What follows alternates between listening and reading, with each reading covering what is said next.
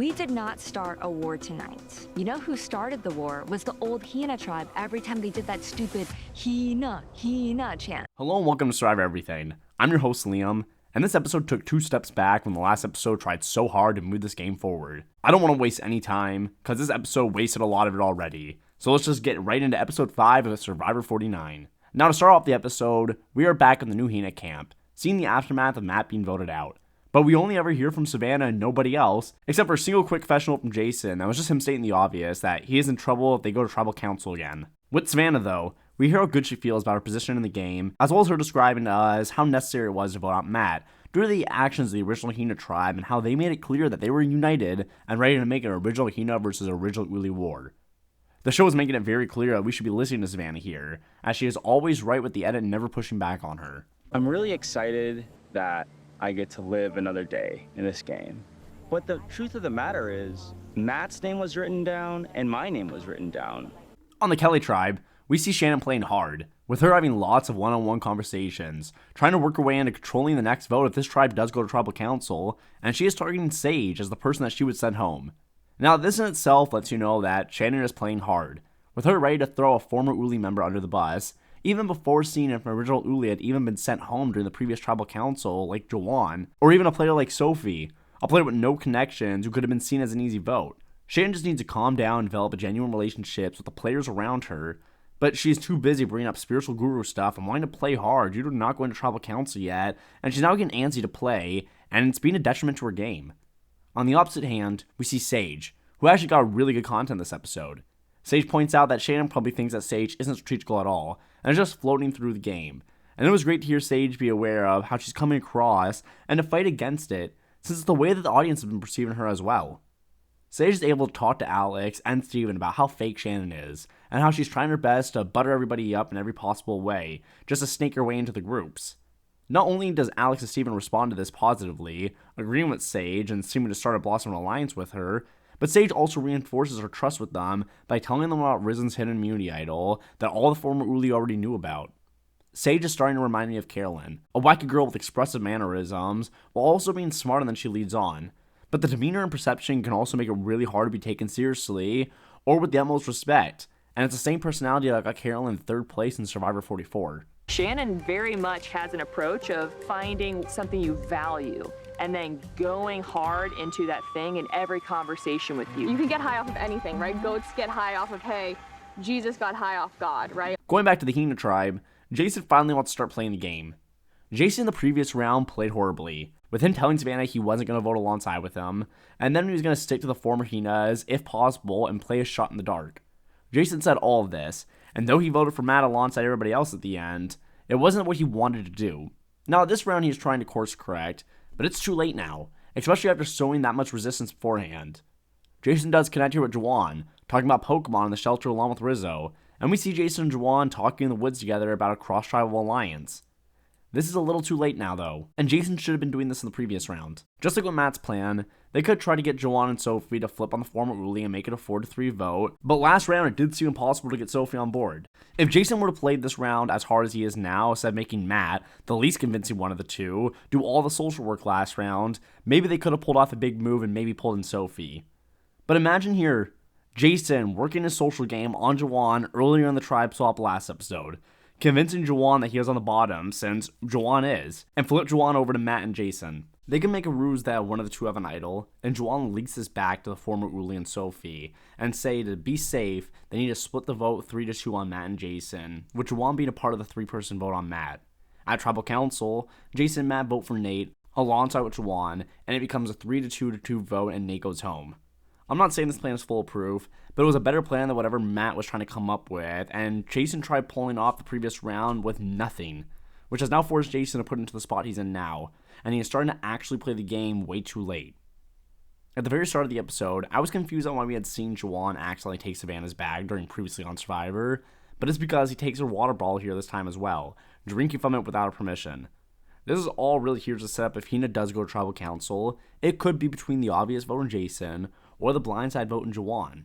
But let's not kid ourselves here, because the editors aren't doing a good job in even making us believe there's even a chance that Jason isn't going home here from this tribe if they go back to tribal council. I'm ready to see that guy go home because he's actually making my life out here more stressful.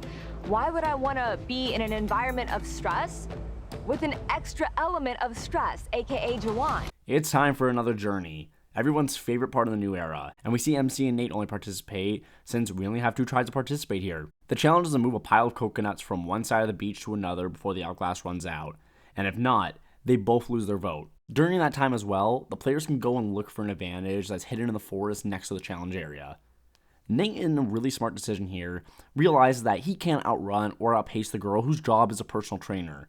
So he proposed the idea that the 2 of them move every coconut to the other side of the beach and go search for the advantage after, so they don't risk losing their vote. Though it was the correct decision for MC to accept this deal and partake in it, it wasn't wise for her to go search for the advantage with heaps of remaining time they had, and then immediately stop the search because Nate called her back saying the hourglass was about to run out when it clearly wasn't. MC gave up her chance to find this advantage, even when she had the opportunity to go back for it after checking the hourglass, but still decided to stop there. The worst part about this journey is how it was just a microcosm of this episode, with the journey meaning nothing since it left no impact on the game, and it's the same how it was before with no change, and it's the same with this episode with the tribal outcome that happens as well. Nothing just changes this episode, really bringing it to a slog. At the immunity challenge, it's another physical one, which puts Hina at the disadvantage again. In this challenge, both tribes need to start in the ocean and tie sandbags from a huge cage to make it easier to carry onto the beach, and then they need to reach a checkpoint and tie 3 balls and have a player shoot them into 3 different nets while still inside the cage. Though Hina struggled during the last physical challenge, they're in a bit of a lead here, during this water section only though, for us to only find out that Kelly hadn't untied all of their sandbags from their cage. Once that happens, it's like Goku taking off weighted training garbs, since they immediately start to take the lead. The 2 people that really drag Hina behind here during the beach section are Jason and Rizzo, and I assume most of it could be put on Rizzo. Rizzo's barely carrying his back right corner of the cage, putting more weight onto Jason who's carrying the front right corner, since Jason is basically carrying the entire right side on his own. At one point, Jason can't go on any further and collapses and needs a break, but I feel like this could have been avoided if Rizzo just picked up his own weight, or by having Rizzo on the same side as Jawan, who is doing a lot of the heavy lifting on his own. This slows Hina down immensely, and we even see him get stuck at the checkpoint where they need to align the cage with the ball throw line, and Nate snaps at Rizzo who is telling him to lift up the side more. At the end of the day, Kelly's lead gave them enough time to win on its own, let alone with Alex's impressive shooting, sending Hina back to tribal council, with Jason and Jawan as the 2 main targets to go home. You're a little far. Drop it back 3 feet. Hey, Nate, look your side. I'm trying. Shockingly, before going back to camp with Hina to focus on the vote, we get a character scene from the Kelly tribe, with the edit really speaking volumes about these 2 players, one especially, since we didn't need to take time out of the episode to show it, but the producers really wanted it to be seen. On Kelly, they want a reward of chickens along with the immunity, and everyone here is too chicken to want to kill them. So the 2 guys on the tribe, Steven and Alex, step up to get the job done and get dinner going. The girls act like they're witnessing a murder go on, but Alex and Steven kill the chicken and are both distraught themselves. I'll admit that I even think that the way they reacted was a bit dramatic, especially Alex, but the show wants us to be on his side, giving a confessional here about how he's always perceived as weak outside the game, and he just did a very manly thing that most people have never done themselves in their lives.